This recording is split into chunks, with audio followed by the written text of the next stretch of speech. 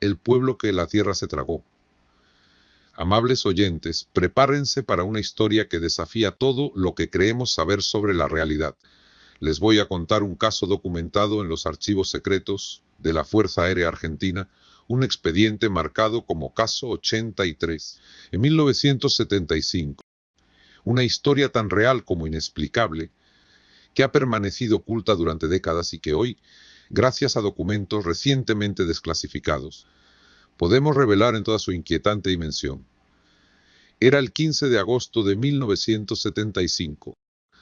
En la Patagonia Argentina, específicamente cerca de El Bolsón, en la provincia de Río Negro, una patrulla militar realizaba ejercicios de rutina. Eran soldados experimentados, hombres que conocían cada centímetro de ese territorio como la palma de su mano. Pero esa mañana fría y despejada, algo les haría cuestionar todo su conocimiento y toda su experiencia.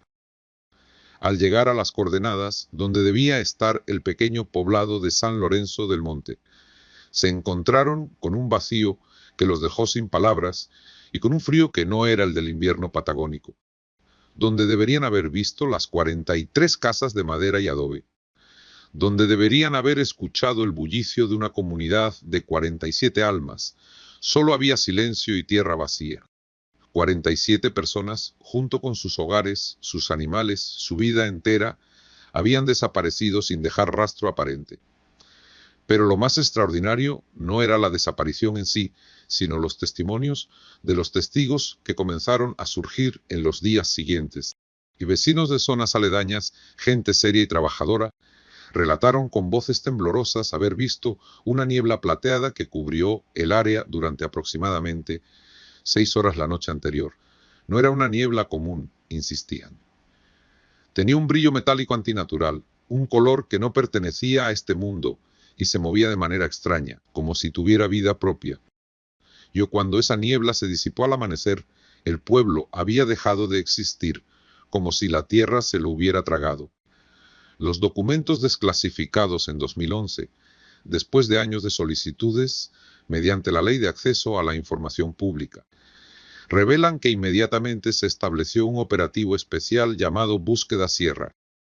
Lo que encontraron los investigadores en los días siguientes era tan desconcertante que algunos de ellos, hombres duros y experimentados, abandonaron el caso por problemas nerviosos y solicitaron traslados a otras unidades. Las casas habían desaparecido, pero sus cimientos seguían allí, perfectamente delineados, como si alguien hubiera levantado las estructuras con una precisión quirúrgica. Los animales domésticos vagaban desorientados, algunos todavía atados en sus corrales, bebiendo agua y comiendo heno que sus dueños habían dejado la noche anterior. Y aquí viene un detalle escalofriante que encontraron los investigadores: la electricidad seguía funcionando en los postes. Las luces se encendían y apagaban según los temporizadores programados, como si alguien las estuviera usando normalmente. Entre los escombros de lo que fue la escuela del pueblo, encontraron el diario personal de la maestra Marta González, una mujer de 58 años que había dedicado su vida a educar a los niños del pueblo. Sus últimas entradas, escritas con una caligrafía cada vez más temblorosa, describían luces que danzaban en el cielo formando patrones geométricos perfectos y sonidos que venían de las montañas, pero que no eran de este mundo. Sonidos que ella describía como música de cristal roto. Durante las 3 semanas previas a la desaparición, la maestra había notado fenómenos cada vez más extraños. Relojes que se atrasaban o adelantaban horas en cuestión de minutos. Sombras que se movían contra el viento. Y un silencio que pesaba como plomo sobre el pueblo. Un silencio tan profundo que hasta los pájaros habían dejado de cantar. El gobierno militar de la época, en lugar de investigar a fondo lo ocurrido, clasificó el caso como alto secreto y difundió una versión oficial que hablaba de reubicación forzosa por condiciones climáticas adversas. Pero los archivos internos, esos que hemos podido consultar después de años de insistencia y que permanecieron ocultos en una caja fuerte en Buenos Aires, cuentan una historia muy diferente, una historia que hubiera permanecido en la sombra de no ser por la perseverancia de algunos periodistas e investigadores. Entre esos documentos hay informes técnicos que mencionan anomalías electromagnéticas severas y algo que llamaron distorsiones espacio-temporales, registradas por equipos de medición de última generación que se instalaron en la zona de forma clandestina. Los científicos que participaron en la investigación inicial hablaban entre ellos de un evento de transición dimensional, aunque esta teoría fue suprimida inmediatamente en los informes finales por orden directa de las autoridades militares. El caso permaneció en el más absoluto secreto hasta 2008, cuando un exmilitar que había participado en la investigación, ya retirado y con su salud deteriorada, decidió romper su silencio de 33 años. En una entrevista concedida a un medio local poco antes de su muerte, describió con lujo de detalles cómo encontraron objetos personales que parecían congelados en el tiempo, relojes de pulsera detenidos todos a la misma hora, las 3:17 de la madrugada. Comida todavía caliente en las mesas de las cocinas, café humeante en tazas que nunca se enfriaron, radios que seguían encendidas, sintonizando emisoras que habían dejado de transmitir años atrás, emisoras que ya no existían en el dial. Pero la historia no termina aquí, amables oyentes. Lo más intrigante son los reportes posteriores de avistamientos que han persistido a lo largo de las décadas. Durante años, lugareños y viajeros han afirmado ver lo que llaman fantasmas del pueblo en días de niebla espesa. No son fantasmas en el sentido tradicional, sino apariciones completas del pueblo con sus edificios, sus calles.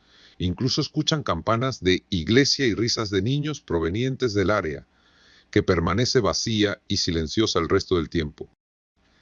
En 2015, un grupo de excursionistas experimentados, todos ellos profesionales con formación científica, reportó haber visto edificios transparentes durante unos minutos, estructuras que parecían hechas de cristal humeante, a través de las cuales podían verse las montañas del fondo antes de que desaparecieran nuevamente en el aire claro de la Patagonia. Tomaron fotografías y videos, que posteriormente fueron analizados por expertos de la Universidad de Buenos Aires. Las conclusiones, aunque cautelosas, fueron que mostraban anomalías ópticas no consistentes con ningún fenómeno natural conocido, y que los patrones de luz capturados correspondían a espectros electromagnéticos fuera de lo normal. Los análisis científicos realizados en la zona durante los últimos 10 años, de manera discreta y sin publicidad, muestran niveles anómalos de radiación, de fondo y fluctuaciones magnéticas que no tienen explicación convencional. Geólogos y físicos que han estudiado el área en secreto hablan de un punto caliente de actividad dimensional, aunque evitan cuidadosamente usar ese término en sus publicaciones académicas, refiriéndose en cambio a anomalías geofísicas no clasificadas. El gobierno argentino, hasta el día de hoy, mantiene el área bajo vigilancia discreta mediante sensores remotos y visitas periódicas de equipos técnicos. El acceso está restringido para investigadores autorizados y los documentos más recientes, obtenidos mediante insistentes solicitudes de acceso a la información pública, sugieren que el caso sigue abierto en archivos clasificados, aunque oficialmente se considera resuelto desde hace décadas. Este incidente, amables oyentes, representa solo el primero de muchos casos similares documentados en América Latina. Casos que hemos investigado minuciosamente y que compartiremos con ustedes en los próximos capítulos. Casos donde comunidades enteras han experimentado fenómenos que desafían toda explicación racional, que nos sugieren que nuestra comprensión de la realidad es mucho más limitada de lo que creemos, y que existen fuerzas y dimensiones que apenas comenzamos a vislumbrar en el horizonte de nuestro entendimiento. La pregunta que queda flotando en el aire, como aquella nieblada de 1975, es sencilla, pero profundamente inquietante. ¿Qué le sucedió realmente a los 47 habitantes de San Lorenzo del Monte y en qué realidad, en qué tiempo o en qué dimensión se encuentran ahora? Permanezcan atentos a sus receptores, porque esta es solo la primera de muchas historias extraordinarias que tenemos que contarles en este viaje a través de las fallas de nuestra realidad.